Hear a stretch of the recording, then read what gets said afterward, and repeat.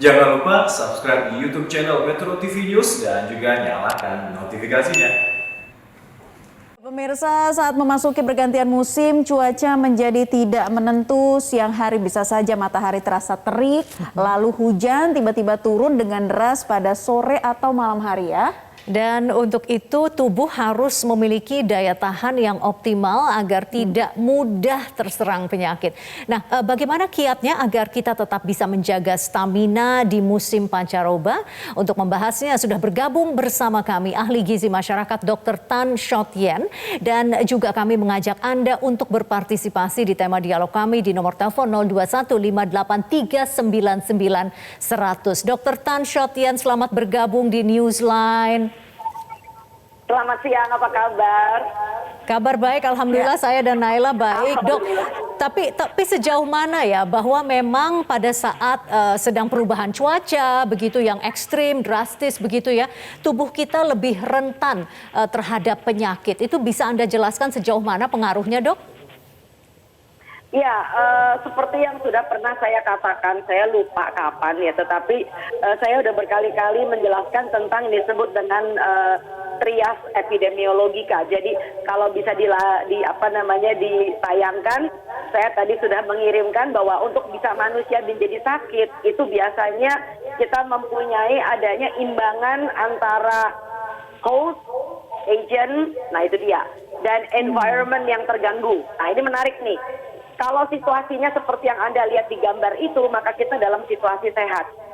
Ya, jadi mau agentnya itu adalah biang keroknya. Ya, jadi misalnya nyamuknya, demam berdarah, ya, lalu kemudian ada virus yang lain dan sebagainya. Nah, yang menjadi problem adalah begitu hostnya itu adalah tubuh kita. Nah, kalau tubuh kita itu punya masalah, ya, jadi artinya makannya nggak benar, istirahat tidurnya kurang, ya kan, lagi stres, maka host ini akan menjadi jomplang. Nah, ditambah environment. Nah, environment itu adalah lingkungan. Seperti tadi kita lihat di Riau itu kasihan banget ya. Saya nggak tahu, saya nggak mau suzon, tetapi lingkungan itu bisa jadi karena kita mulai merusak. Merusak apa? Merusak hutan. Ya, jadi environment itu adalah bicara tentang lingkungan. Oke, itu adalah di Riau. Kalau di DKI misalnya, environment-nya apa? Environment-nya adalah belum musim hujan, kita sebetulnya punya waktu buat bebersih, ya, mengubur, menguras, ya, lalu kemudian menimbun dan sebagainya, maksudnya mengubur tadi, lalu kemudian segala macam kemungkinan risiko di mana nyamuk demam berdarah itu bisa berkembang biak, kita minimalisir, mumpung hujannya belum datang. Oke, Dok, berarti memang berpengaruh ya lingkungan terhadap daya tahan tubuh setiap manusia, begitu, Dok? Betul, jadi lingkungan itu pun sebetulnya ada yang bisa kita rubah, ada yang tidak bisa kita rubah. Yang nggak bisa dirubah itu antara lain adalah cuaca. Bagaimana caranya kita ngontrol cuaca, ya toh? Tapi lingkungan itu bisa kita rubah. Misalnya apa? Perilaku, kebiasaan, ya kan? Jorok atau bersih, ya. Nah, kabar baiknya adalah kita dengan pandemi hampir 2 tahun ini, kita dibiasakan hidup bersih. Ya, ingat kan sekarang dikit-dikit cuci tangan, dikit-dikit pakai hand sanitizer. Jadi kalau Anda perhatikan, itu risiko penyakit-penyakit kayak diare apa itu mulai berkurang. Karena hidup kita mulai lebih resik sekarang. Nah, yang mengerikan adalah kalau kita mulai terkena dengan banjir. Nah, banjir itu akan mendatangkan beribu macam penyakit. Salah satunya adalah penyakit perut. Ya, yang kedua karena apa? Dalam banjir tuh sampah segala macam ikut masuk. Belum lagi penyakit kulit. Belum lagi penyakit yang namanya leptospirosis. Ya. Baik. Jadi bagaimana penjelasannya, dokter? Ketika cuaca ini sedang panas-panasnya, kemudian banyak dari masyarakat yang merasa sebenarnya tubuhnya tuh baik-baik saja dalam kondisi imunitas tubuh yang baik, tetapi seringkali terserang berbagai macam penyakit, diantaranya adalah demam, katakanlah kalau meriang seperti itu, atau disertai dengan penyakit-penyakit lainnya. Padahal dirinya merasa sehat kok. Mana ada sih orang sakit yang ngaku. Ya, jadi begini loh. Badan manusia itu sebelum sakit rubuh, ya, itu biasanya dia berusaha untuk melawan. Ya, caranya melawan tentu saja belum tentu yang punya badan ini sadar. Nah, alangkah baiknya kalau sebelum badannya ini rubuh, yang punya badan tahu diri. Ya, tahu diri itu artinya misalnya demikian. Udah tahu cuacanya panas, ya kan ya. Cuacanya tidak bersahabat. Kadang-kadang tiba-tiba ada geledek nanti siang, lalu kemudian hujan malam hari. Artinya apa? Dalam hal ini gaya hidup Anda harus diperhatikan. Artinya misalnya makanannya harus sesuai dengan yang dibutuhkan tubuh. Kita bicara imunitas. Kalau imunitas itu bicara badannya itu mampu melawan penyakit. Nah, kerap kali orang itu makan yang dia doyan. Badannya butuh nggak? Enggak. Nah, giliran penyakitnya datang, dia rubuh. Beng. Satu. Kedua, bukan cuma makan, istirahat. Nah, ya kan? Sekarang dengan adanya work from home, banyak orang ini jadi nggak sadar, dia screen time-nya tuh tinggi sekali. Ya, bahkan ada orang yang meneruskan kerja sampai ketika jam istirahat sebetulnya datang. Ya, dan yang ketiga, ya aku perhatiin nih, bicara tentang merokok. Ini penting banget nih. Nah, bayangkan kalau di rumah ada yang merokok sementara Anda punya anak dan bayi. Jadi udara dengan cuaca kayak begini itu risiko asma bagi anak dan bayi di rumah itu tinggi sekali. Ya, jadi sekali lagi kita bicara tentang seberapa sehatnya Anda, how healthy are you? Dok, Anda berkali-kali mengatakan bahwa daya tahan tubuh seseorang itu tidak bisa dibangun dalam satu malam. Itu sebuah proses. Anda makan sayur dan buah, tapi kalau tidurnya kurang dan stresnya tinggi, itu juga pasti berkontribusi. Sekali lagi dok, mohon diingatkan kepada kita semua. Pola hidup sehat, pola untuk terutama mempertahankan daya tahan tubuh kita pada saat pancaroba ini, mungkin dalam 3 pesan saja, apa saja dok yang bisa Anda sampaikan? Ya, pertama yang saya udah bilang tadi, ya kita coba sadar apa sih yang badannya butuh. Ya, badannya butuh itu adalah sesuai dengan isi piringku. Sekali lagi ada sayur, ada buah, ada karbohidrat, ada makanan pokok maksudnya dengan lauk ya. Dan usahakan kalau Anda bisa masak lauk dengan lebih sehat, tahu dong maksudnya apa. Tentu akan lebih baik daripada cuma sekedar dikit-dikit alasan praktis beli makanan. Ya, beli makanan jadi ya. Padahal badan Anda itu membutuhkan makanan-makanan yang bebas dari imbuhan pengawet, perasa, emulsifier gitu loh ya. Jadi kalau Anda bisa pakai bumbu Nusantara, garam, lada, kunyit, jinten, jahe, lengkuas, bawang merah, bawang putih, belimbing hulu, salam, kemiri, pala, itu adalah rempah yang kita punya ya. Nah, Anda suka lupa bahwa rempah itu sebelum jadi jamu, tolong jadikan bumbu.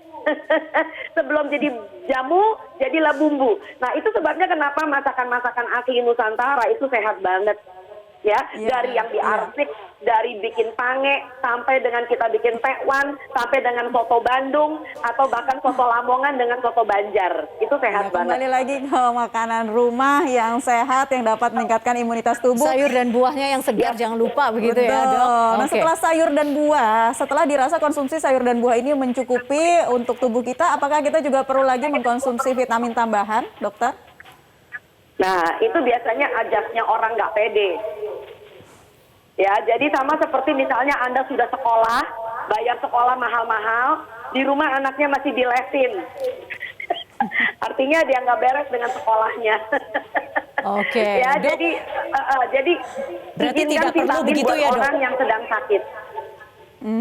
Oke, kalau misalnya vitamin tidak perlu, berarti bagaimana misalnya ada orang yang bertanya, oke, saya mau membenahi isi piringku, karena kenapa saya tanya ini berkali-kali, karena ini adalah yang utama kita makan 3 kali sehari begitu dok. Boleh dijelaskan sekali lagi, memang berapa banyak sih sayur yang harus saya konsumsi dan apakah sayur itu harus mentah semua atau bagaimana dok untuk meningkatkan antioksidan yang masuk ke tubuh kita? Mbak Vivi itu sebetulnya udah pinter, mestinya gantiin saya. Jadi kalau Anda punya satu piring besar, Anda bagi 2, nah separuh itu adalah isinya sayur dan buah. Ya, Anda tahu nggak, bahkan FAO, WHO menganjurkan bahwa kalau Anda mau sehat, itu minimal sayur dan buah Anda itu 400 gram per hari. Itu kurang lebih setengah kilo.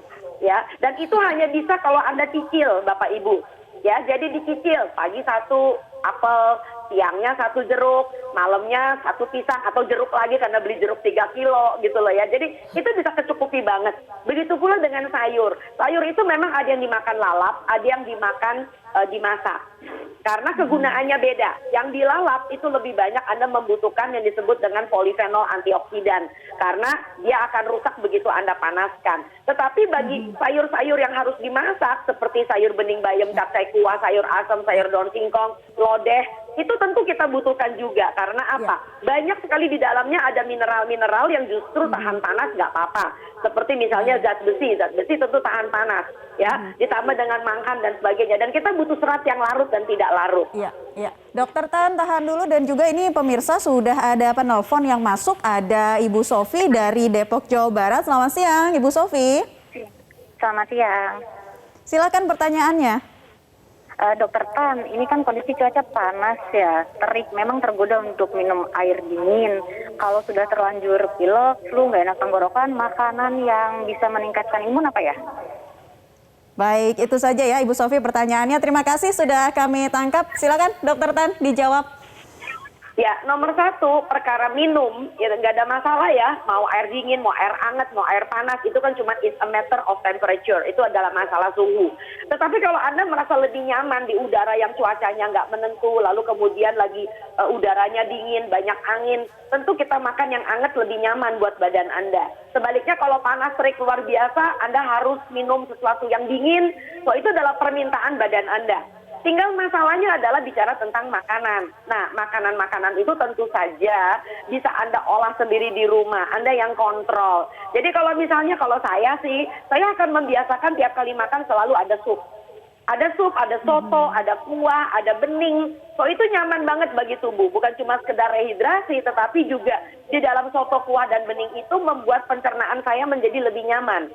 Ya, dan yang kedua tentu saja biasakan masak makanan yang tidak menggunakan bumbu-bumbu ajaib dari botol.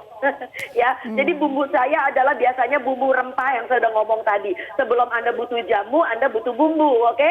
Lalu kemudian dimasak dengan dipepes, bikin dipange kalau orang Padang. Lalu kemudian kita bisa menggunakan ikan kuah asam, kita bisa menggunakan rica-rica, bisa dibikin woku gitu loh ya. Jadi tidak selalu semuanya harus digoreng, dan goreng kering begitu loh. Ya, jadi mudah banget, dan yang paling penting sekali lagi, makan saja tidak cukup. Anda harus bisa mengendalikan yang namanya keinginan untuk melek ya. Nah, itu kadang-kadang kalau orang lagi nganggur melek, kenapa nonton drakor sampai jam 2 subuh. Saya pernah ngalamin soalnya, jujur aja. Tetapi Anda tetap harus istirahat 7 jam sehari untuk tidur.